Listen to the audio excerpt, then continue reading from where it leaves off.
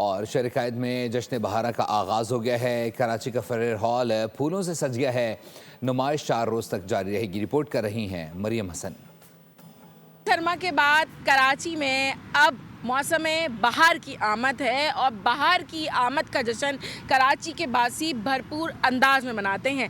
यही वजह है कि कराची के फेयर हॉल में भरपूर अंदाज में एक खूबसूरत फूलों की नुमाइश का जो है वो आगाज़ किया गया है। कैमरामैन साजिद कमाल अगर आपको मनाजिर दिखाएं तो हर सू चारों तरफ फूल ही फूल हैं और इन फूलों की भीनी भीनी खुशबू ने फ़िज़ा को मुअत्तर किया हुआ है।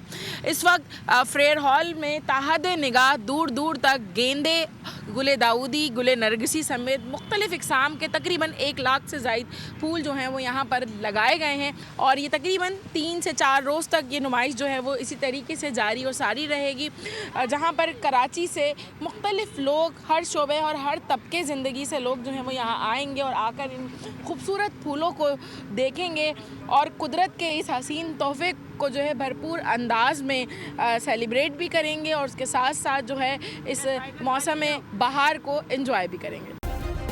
सब्सक्राइब करें और बेल दबाएं ताकि कोई खबर रह न जाए।